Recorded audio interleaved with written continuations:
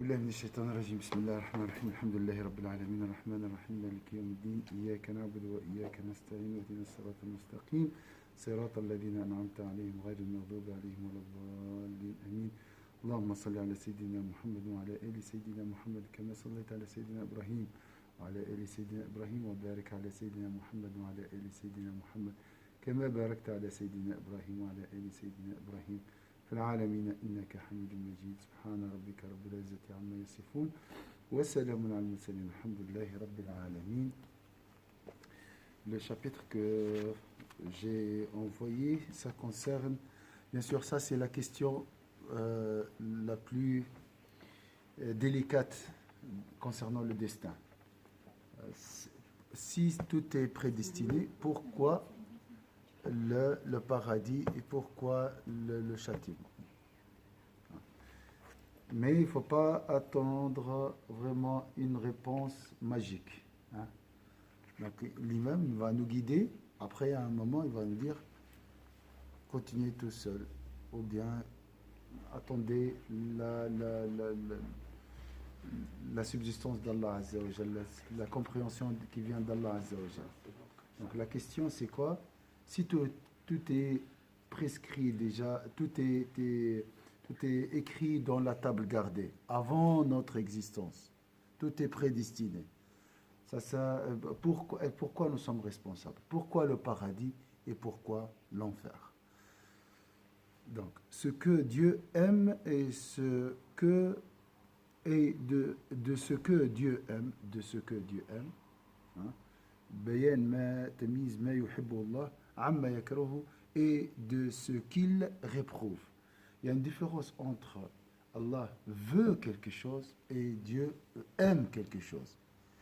Il a voulu que le démon existe, mais Dieu n'aime pas le démon. D'accord?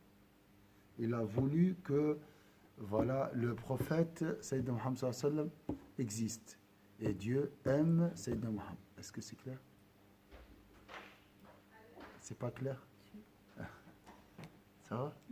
Donc on va parler de ça. De ce que Dieu aime et de ce qu'il réprouve. اعلم أن فعل الشكر وترك الكفر لا يتم إلا بمعرفة ما يحبه الله تعالى عما يكرهه. Une chose très importante pour l'imam. D'après cette phrase, l'individu ne saurait agir comme le requiert la gratitude et renoncer à l'ingratitude que s'il sait au préalable ce que Dieu approuve et ce qu'il réprouve. Donc, quelle est l'importance de ce chapitre? Je répète, l'individu ne saurait agir comme le requiert la gratitude et renoncer à l'ingratitude. L'ingratitude, c'est clair, le mot ingratitude n'est pas satisfait. Ah, il regarde que ce qui manque. Ah, il n'y a pas ça, il n'y a pas ça, je ne suis pas satisfait, il me manque toujours, j'ai rien comparé aux autres, toujours dans l'ingratitude. Donc, comment renoncer à l'ingratitude et requiert la gratitude que s'il sait au préalable ce que Dieu approuve et ce qu'il réprouve? Donc, quelle est la condition avant de comprendre la gratitude et renoncer à l'ingratitude?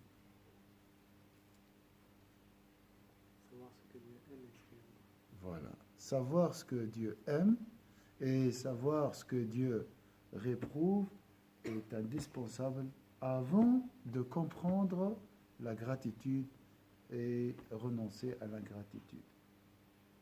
Dieu aime quoi? Donnez-moi des exemples.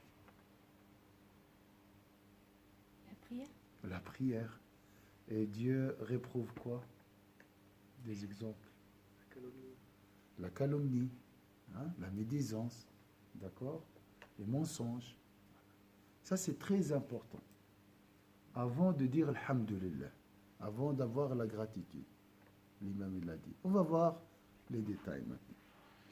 إذ معنى الشكر استعمال نعمه تعالى في محابه. À votre avis, pourquoi c'est indispensable de connaître ce que Dieu approuve et de distinguer ça de ce que Dieu reprouve?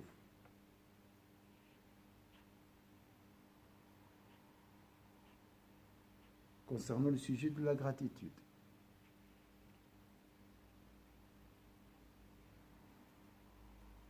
C'est indispensable de savoir le moment. Exactement. Donc, par exemple, secours. Est-ce que Dieu aime secours? Alhamdulillah. Pourquoi? Parce qu'il y a le savoir. D'accord. Donc, avant de dire Alhamdulillah, tu dois savoir que Dieu aime cette assise.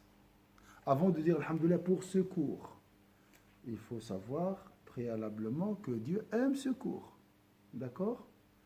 Donc, avec beaucoup de facilité, tu peux dire Alhamdulillah dans ce cas-là. D'accord? Dieu aime secours et je suis dans secours. Je suis en train d'apprendre. Donc, Alhamdulillah, moi, je suis ce que Dieu approuve. D'accord? Ce que Dieu aime. Est-ce que... ومعنى الكفر نقيض ذلك. Le contraire, imagine quelqu'un qui n'aime pas la prière. C'est un problème parce que Dieu aime la prière. Si tu aimes la prière, si tu pries, tu es dans la gratitude et tu peux comprendre vraiment l'importance de la prière et l'importance de dire Alhamdulillah concernant ce sujet. Parce que nous l'avons dit, la gratitude consiste précisément à user de ses bienfaits d'une façon conforme à ce qu'il aime. Alhamdulillah. Donc Allah aime secours. Vous avez utilisé quoi comme bienfait pour assister à ce cours?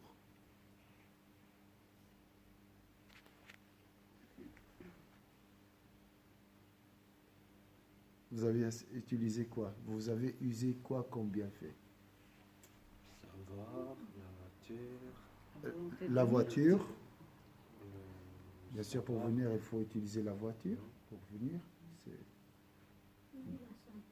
La santé, vous avez utilisé votre corps. Alhamdulillah, vous avez utilisé tout ça.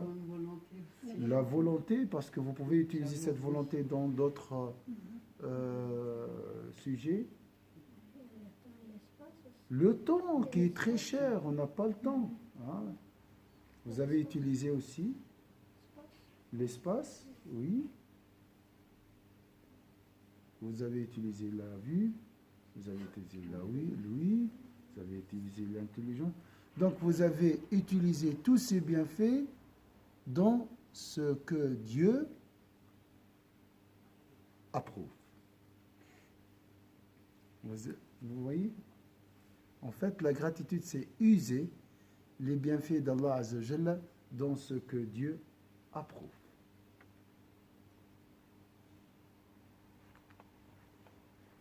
Donc ça, c'est... Le contraire, l'ingratitude, c'est quoi? Le contraire de la gratitude, le contraire de l'alhamdulillah. La personne qui est toujours grimace, toujours n'est pas ça. Hein? C'est utiliser tous ces bienfaits qu'on a mentionnés, mais dans l'autre sens, dans ce que Dieu reprouve. D'accord? إما بترك الاستعمال أو باستعمالها في مكاره. Donc je répète, parce que nous l'avons dit, la gratitude consiste précisément à user de ses bienfaits d'une façon conforme à ce qu'il aime. À l'inverse, l'ingratitude consiste à en user d'une manière qu'il réprouve ou à ne pas en user de tout. Ne rien faire aussi, c'est une forme d'ingratitude, parce qu'Allah t'a donné des potentiels, des bienfaits, et tu dois normalement l'utiliser dans ce que Dieu approuve, comme on l'a dit. ولتمييز ما يحب الله تعالى عما يكرهه مدركان أحدهما السمع ومستنده الآيات والأخبار والثاني بصيرة القلب وهو النظر بعين الاعتبار. Comment je peux connaître, savoir maintenant les sujets approuvés par Dieu et les distinguer des sujets réprouvés par Dieu? À votre avis, comment? Avec quels moyens? Il faut apprendre. Apprendre. Alaykoum salam wa rahmatullahi wa barakatuh. Apprendre, d'accord. Comment je vais apprendre? Quelles sont les sources où je peux comprendre ce que Dieu approuve et ce que Dieu réprouve? Coran. Très bien, une belle réponse. Les hadiths, dans les hadiths et dans le Coran, je peux facilement comprendre ce que Dieu approuve et ce que Dieu réprouve. Autre chose, autre moyen pour comprendre ce que Dieu approuve et ce que Dieu réapprouve. Et à la mosquée? Oui, ça aide beaucoup. C'est très bien. Bonne réponse. Elle dit quoi? Aller à la mosquée. Ça c'est un élément qui augmente ce moyen. Comment je peux comprendre, connaître ce que Dieu approuve? Le savoir. On a dit les hadiths et les versets. Autre moyen dans le savoir? La sagesse humaine, oui. Disons les récits, nos sources, les textes. D'accord? Autre moyen pour savoir ce que Dieu approuve? La sérénité qu'on ressent. Très bien. C'est la clairvoyance du cœur.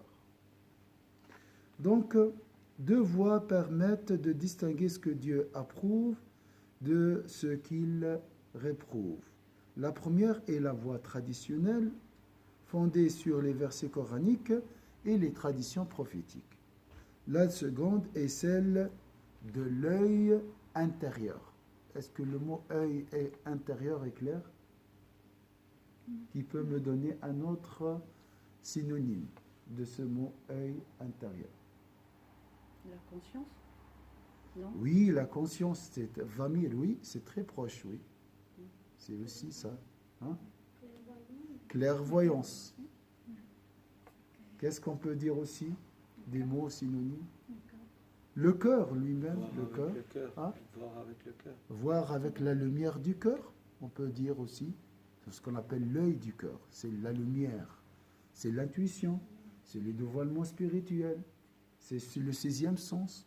C'est tout ce que vous pouvez. Donc avec ça aussi, la conscience aussi, c'est juste comme vous. On peut même dire la raison. La raison aussi, c'est la clairvoyance.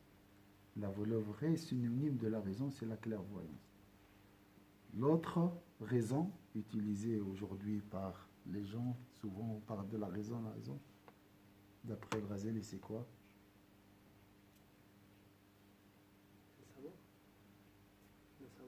C'est un serveur, comme un computer. C'est pour juste gérer les informations, les trier, les analyser, les stocker, mettre en mémoire, tout ça. Mais la vraie raison, le vrai intellect, c'est le cœur. C'est lui le régent, comme on a dit avant. C'est bien de rappeler tout ça. D'accord? C'est un membre, c'est un sens. L'intellect, la raison cartésienne, ce qu'on appelle aujourd'hui, c'est un sens. Comme la main, comme la vue, comme l'ouïe, elle est gérée par le chef. Le chef, c'est le cœur. Donc, si ta lumière est grande, tu vas voir autre chose. Si la lumière du cœur est forte, tu peux faire beaucoup de choses avec ta main. Si la lumière du cœur est puissante, intense, tu peux entendre autre chose. Tu peux entendre les choses différemment. D'accord? Donc ça, c'est ce qu'on appelle. Donc il y a deux moyens pour connaître, distinguer ce que Dieu réprouve de ce que Dieu approuve. D'accord? Les textes et la clairvoyance du cœur. Donc assister à la mosquée, nous aide à augmenter les épreuves, aussi purifient le cœur et intensifient cette lumière du cœur. D'accord? Ça c'est aussi, je pense que les épreuves, c'est vraiment un chemin le plus court vers la lumière du cœur. Il faut dire Alhamdulillah. وهو النظر بعين الاعتبار وهذا الأخير عسير وهو لأجل ذلك عزيز. La deuxième, la première voie, quelle est la voie la plus difficile? La première ou la deuxième? La voie, les textes, donc les textes coraniques, les textes prophétiques, ou la voie du cœur? La deuxième est plus difficile. Et c'est très rare aussi de comprendre avec le cœur des choses. D'accord? Ou les épreuves, donc. D'où peut-être les épreuves. Les épreuves, finalement, ça devient bien fait parce qu'on n'a pas le choix qu'après de travailler ce cœur. Oui. J'ai dit, je répète toujours que les épreuves, c'est le meilleur bienfait sur cette terre. Mais on va découvrir ça plus tard. C'est difficile de dire ça. Il ne faut pas souhaiter, bien sûr, les épreuves. Mais c'est un grand cadeau d'Allah. C'est un bienfait caché. Comme le trésor. Le trésor, de l'extérieur, c'est de la terre. Mais à l'intérieur, c'est une richesse. D'accord? La même chose. De l'extérieur, c'est même l'épreuve et l'aide de l'extérieur. Et c'est une souffrance. Mais à l'intérieur, c'est une lumière. Derrière l'épreuve, il y a Dieu. Tu peux trouver facilement. C'est un raccourci. Vraiment, il faut juste ouvrir la porte. Ou rester devant la porte, c'est Allah qui l'ouvre, Inch'Allah. Et tu vas rencontrer Dieu. 99% des gens qui se reconvertissent, je parle des musulmans, reconvertis à l'islam, c'est grâce aux épreuves. Est-ce qu'on peut appeler un musulman reconverti? J'ai mis entre guillemets reconverti, donc qui revient à la pratique, qui revient à l'attachement à la religion, qui revient à aimer Allah sincèrement, à s'attacher sincèrement à Dieu. Je ne parle pas de l'islam traditionnel, par héritage. Non, je parle d'une vraie conversion. D'accord? Je parlais de ça. 99% des gens. Wallahu a'lam. Je n'ai pas fait des statistiques, mais j'imagine comme ça. Et toujours, à mon avis, l'épreuve cache l'amour d'Allah Azza wa Jal. Mais il faut juste patienter un peu. La majorité des gens aussi, c'est vrai, c'est difficile des fois. Mais le prix est très grand. Le prix qui se cache derrière l'épreuve est très grand. Quelqu'un m'a envoyé une image, une photo très belle. Vous voyez les gouttes d'eau, je ne sais pas, j'ai mis sur mon statut, regardez, c'est très beau. Les gouttes d'eau, la continuité des gouttes, les gouttes qui descendent peuvent graver le marbre, subhanallah, avec le temps. Mais si tu prends la même quantité d'eau et tu la jettes sur ce bout de marbre, elle ne va pas faire cet effet. Vraiment, c'est creux comme ça. Et avec le temps, ça prend du temps.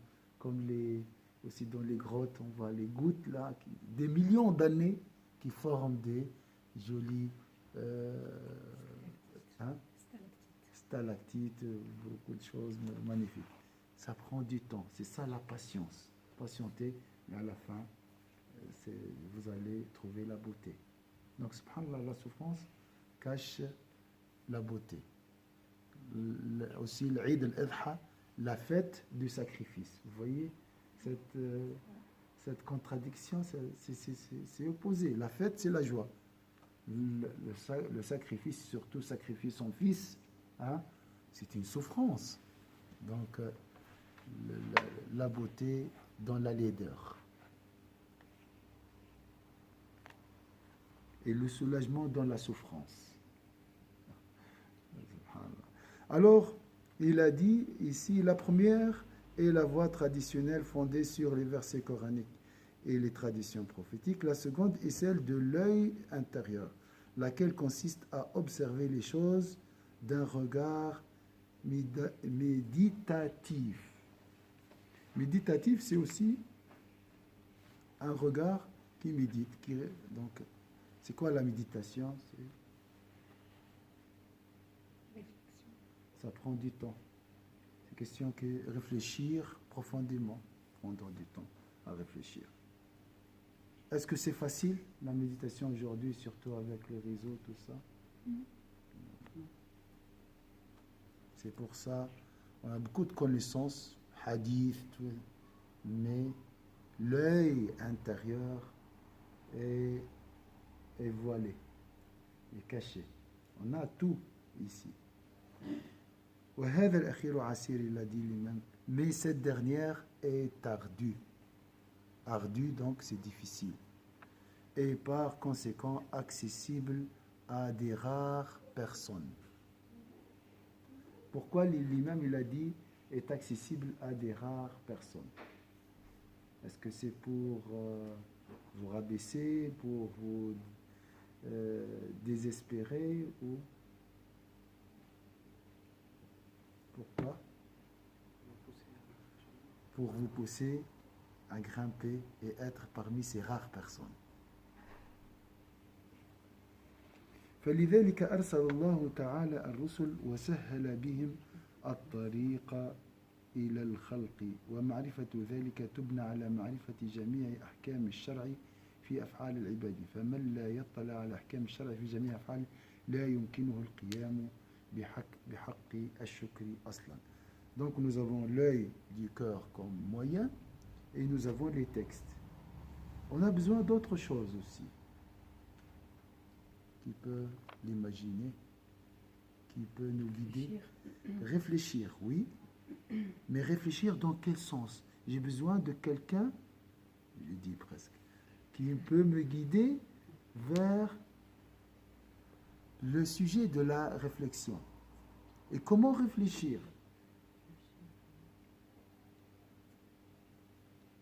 C'est un guide. Qui sont les guides? Les messagers, après les pieux, les savants et tout.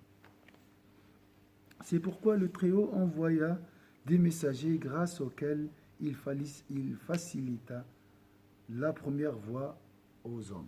Donc, qui nous a révélé, à travers qui le Coran a été révélé à qui? Est-ce qu'il est descendu tout seul? C'est à Sayyidina Muhammad sallallahu alayhi wa sallam. Et la sunna aussi, d'accord? La connaissance de ce que Dieu approuve se fonde ainsi sur la connaissance de l'ensemble des prescriptions de la loi révélée relativement aux actions des individus. Si quelqu'un ne connaît pas l'orientation que donne la voie légale relativement à toutes ces actions, il ne peut assumer dûment le devoir de gratitude. Quant à la seconde voie, ça c'est clair. Donc, grâce au prophète sallallahu alayhi wa sallam, tu as reçu le Coran. Grâce au prophète sallallahu alayhi wa sallam, tu as reçu les hadiths. Vous êtes d'accord? Maintenant, comment avoir l'œil intérieur? C'est ça la question. D'accord? وأما الثاني وهو النظر بالاعتبار فهو إدراك حكمة الله تعالى في كل موجود خلقه. Subhanallah, il a donné la définition d'un passage. Avoir un regard méditatif, ça veut dire quoi, à votre avis? Et la force de lui-même ici, il donne des définitions claires. Il n'y a pas un mot comme ça à choisir par hasard. Ça veut dire quoi? Avoir un regard méditatif. La méditation, c'est lent, alors sur le long terme. Voilà, très bien. Long terme, ça veut dire quoi? Voir plus loin? C'est quoi la chose qui est plus loin? résultat dans la vie de l'au-delà, d'accord? Peut-être sans jugement. Hein? Sans jugement. Sans juger, sans juger la personne, par exemple. Tout ce qu'on voit, vraiment, sans juger, il faut observer juste. Donc patienter, il ne faut pas donner des jugements rapides. Voilà. On n'est pas fait. Hein? On n'a pas besoin de juger. D'accord. De Dieu, bah, tout est parfait, du coup, il n'y a pas de jugement, juste observer. Observer, d'accord. Observer, c'est Observer, voilà, c'est c'est la regarder. finalité. Euh, pas vraiment. D'accord. Alors, dans l'encarne, peut-être, on peut voir autrement. Ah, voilà. Voir quoi autrement? C'est ça ce qu'on cherche, non? On veut, parce que ça, c'est un livre. Ok, on passe à autre chose? Non. Dans ce livre, on peut aller plus loin pour découvrir quoi. Donc, l'objectif de la méditation, déjà les gens parlent de la méditation, parlent des techniques souvent, mais il évite toujours la finalité. La paix intérieure. La paix intérieure, je dis, c'est un fruit de la méditation. Si tu médites, si tu te détaches des réseaux sociaux, déjà tu te sens libre. Alhamdulillah. Apaisé, serein. Avant, comme s'il y avait un chien derrière toi qui court derrière toi, il veut te mordre. Et tu cours. Ah, il m'a envoyé, je dois le renvoyer. C'est comme ça les réseaux sociaux aujourd'hui, malheureusement. Donc, alhamdulillah, ça c'est un bienfait immédiat. Je suis d'accord. Quand tu médites, tu prends ton chapelet, tu t'orientes vers Allah, Azza wa Jalla, tu commences à méditer, tu te libères, surtout dans ces circonstances aujourd'hui. Autre chose, qui peut me dire, pourquoi la méditation? Quand on médite, bah, on s'ouvre pour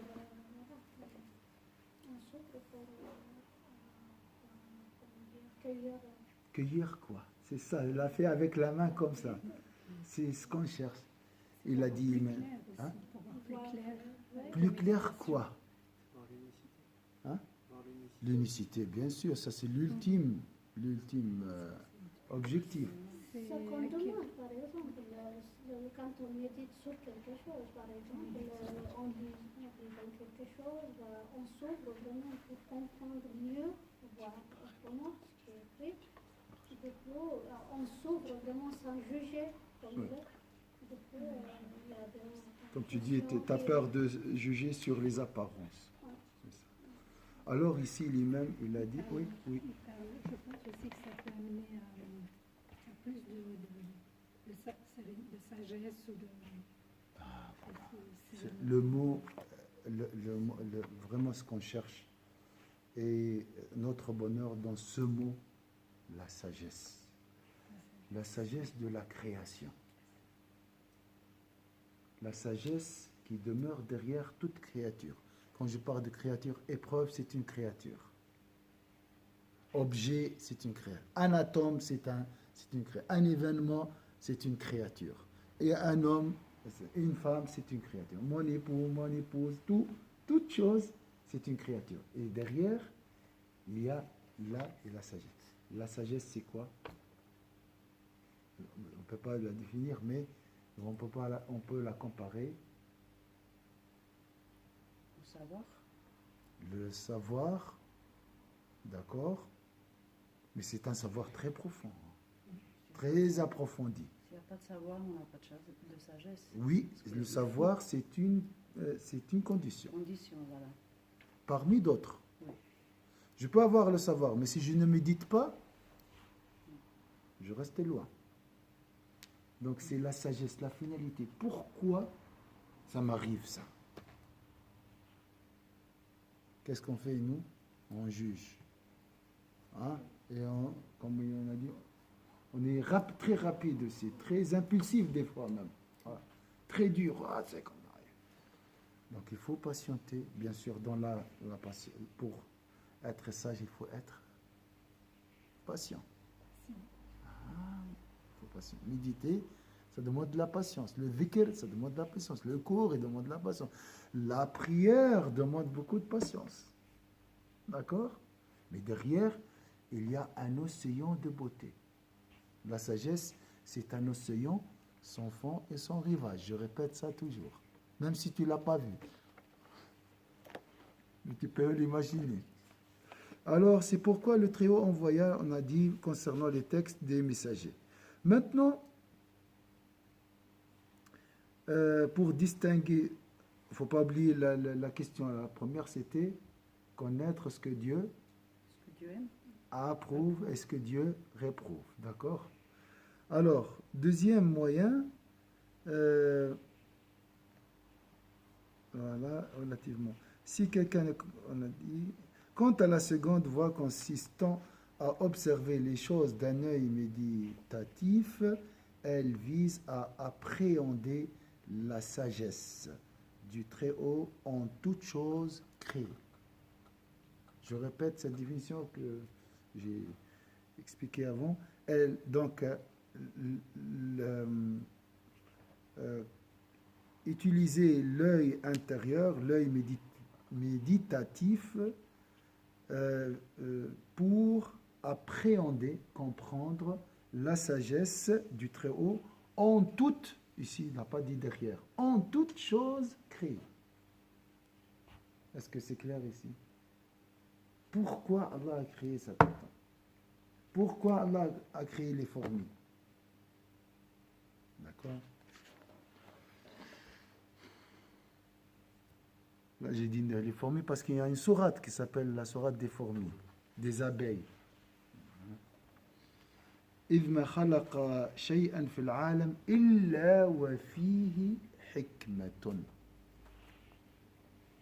Est-ce que vous pouvez imaginer que toutes choses, même les choses les plus insignifiantes, sont créées pour... Il y a une sagesse derrière. Est-ce que vous pensez que c'est ça la vérité?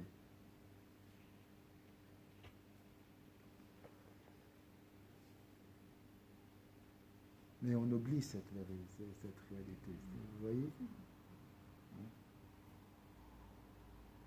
Et si tu oublies cette réalité, tu tombes facilement dans la révolte, l'ingratitude. Tu n'acceptes pas. Parce que je ne sais pas pourquoi. Ça m'arrive ça. Et pourquoi je n'ai pas ça aussi? D'accord? Car Dieu n'a rien créé en l'existence qui ne comporte une sagesse. C'est des paroles très simples. C'est très simple. Il n'y a pas plus simple que ça. C'est très très profond. Car Dieu n'a rien créé en l'existence qui ne comporte une sagesse. Je répète encore une fois, car Dieu n'a rien créé en l'existence qui ne comporte une sagesse. L'homme, lorsqu'il fabrique un engin ou bien une machine, il y a une sagesse derrière. Ça, c'est l'homme. Il ne peut pas faire n'importe quoi comme ça. Imaginez alors Allah Azza wa Jalla. Là, je n'ai pas compris. Vous pouvez m'aider, Inch'Allah, à comprendre. On a parlé derrière, disons, on va dire, derrière chaque atome, il y a une sagesse, d'accord? Atome, ici, ça peut être objet, un homme, un événement, une guerre, ça peut, hein? On va dire atome, pour simplifier. Il y a une sagesse. Mais maintenant, qu'est-ce qu'il va dire? Il est même une chose formidable, vraiment. Car Dieu n'a rien créé en l'existence qui ne comporte une sagesse, et toute sagesse cache un dessein. Ça veut dire quoi, dessein déjà? Un but. Une finalité. Quelle est la différence entre dessein et sagesse? C'est ça ce que je n'ai pas compris, moi. Moi, j'ai pensé que la sagesse, c'est la finalité, ou le but. Pourquoi? C'est ça, hein, la sagesse. Le pourquoi. Moi, je pense que sagesse, c'est comprendre le but. C'est ce qui aide à comprendre le dessein. Donc, la sagesse est plus globale que la finalité? Moi, je pense que la sagesse, c'est d'accepter, pas de comprendre. On ne comprendra pas. Parce que le but, il n'est pas chez nous. D'ailleurs, toute sagesse cache un but. Mais on ne sait pas. Et d'accepter, c'est-à-dire d'accepter. On ne va pas forcément la comprendre, cette sagesse. Warda, je vais t'aider encore parce qu'il y a la phrase « Or, ce dessein est précisément ce que Dieu aime. » C'est pas du coup la remise confiante, la sagesse. La sagesse, la remise confiante en Allah. Et le fait d'accepter, la sagesse, c'est accepter. Et le C'est- fait d'accepter, La remise confiante, tu ne penses pas que c'est dans la finalité? Si je comprends la sagesse, je peux accepter, non? C'est lié en fait. C'est lié, hein. Bien sûr, c'est très proche. Mais comme si la finalité, vraiment ce que Dieu aime. Après, il y a la sagesse. Après, il y a l'événement ou l'objet ou l'atome. D'accord? La- Est-ce que ça peut être le total, en fait, le dessin, le- la totalité, la totalité. peut-être. Oh, là, c'est un mot très court. Totalité, Oui, on a ouais, discuté parce une que fois c'est la ça qu'il totalité. aime. Ouais. Du coup, derrière chaque atome, derrière chaque, comment on dit, chaque créature, il y a il y a la sagesse. Oui, Du coup, de comprendre ça, ça aide à comprendre la totalité, mais pas à notre niveau, mais ça aide quand même d'accepter tout. oui, On ne peut pas dire la fourmi elle est plus petite, du coup on peut l'écraser, et puis ça, il y a des choses, et puis du coup de l'accepter comme une grande, comme nous, comme tous. donc accepter, c'est la finalité, tu veux dire? Comme il a dit presque 15 ans, la remise confiante en Allah. Accepter, mais tout est en tout, et puis tout est un, tout est grand. Oui, Accepter tout comme vraiment on ne peut pas séparer, on ne peut pas accepter séparément, j'accepte ça, je ne prends pas ça. Bon, D'accord. je sais pas, c'est un peu comme ça. La sagesse, chaque chose, on a dit différent, chaque chose, il n'a pas créé pour rien. oui, Du coup, oui, chaque chose, il y a un but. oui. Du coup, de voir ce but-là, ça aide aussi. Pour Alors, on va prendre un exemple pour comprendre. Imaginez une bouchée de nourriture. Il y a une sagesse derrière et une finalité. Qui peut me donner la sagesse? Pourquoi Allah m'a donné cette bouchée? Et quelle est la finalité derrière cette sagesse? On peut imaginer ça? C'est plus facile. 15. La sagesse, c'est comprendre que Dieu nous a nourris pour vivre, comme c'est un besoin vital. Oui, Et il nous a amené à méditer en plus sur la constitution de cette bouchée. oui. Et la finalité, c'était pour être nourri, donc c'était pour notre vie. Donc, la sagesse, c'est la méditation. Et la finalité, c'est survivre. D'accord? C'est bien. Peut-être la sagesse, c'est que ça nous permet de vivre. Oui. Ça n'a plus faim. Enfin, ça, Oui, Et la finalité, c'est la gratitude. c'est la gratitude. Comprendre que Dieu nous a permis Oui. d'avoir cette vie. Oui. Peut-être. Mais Allah aime la vie aussi, aime tout. Mais surtout, là, c'est une finalité. Donc, quand on dit finalité, c'est la dernière chose. Il y a pas, on ne peut pas imaginer un autre objectif derrière. Donc, la finalité, c'est, je pense, c'est adorer Dieu, aimer Dieu. C'est une seule finalité, je crois. La finalité de l'existence, c'est quoi? C'est aimer Dieu. Il nous a donné tout ça pour l'aimer. Je pense, wallah. Toute chose, il y a une sagesse et cette sagesse mène à l'amour de Dieu. Si vous avez, est-ce que vous avez une autre explication? Non, s'il nous a créé pour l'adorer, Oui, donc, ouais, c'est ça. c'est la finalité, c'est l'amour de Dieu. Hein? وتلك الحكمة منقسمة إلى جلية وخفية. est-ce que c'est la sagesse est toujours explicite ou bien des fois elle est cachée? On a dit des fois elle est, pour une bouchée, elle est apparente, elle est claire. Hein? Vous êtes d'accord? On ne parle pas de l'oubli, on oublie ça, si on mange rapidement sans dire alhamdulillah, ça c'est sans méditer. Ça. Alors qu'il y a un verset qui nous incite à méditer la nourriture. Qu'il médite sa nourriture, Dieu, il a dit. C'est bizarre, hein? Il dit c'est simple, non? Alors, ouais.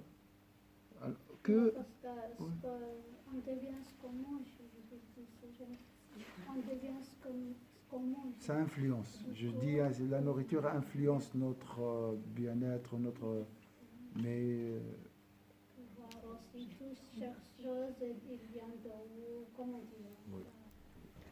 Ouais, Si on médite, oui, ça devient autre chose, oui. Alors, c'est presque l'heure. Hein.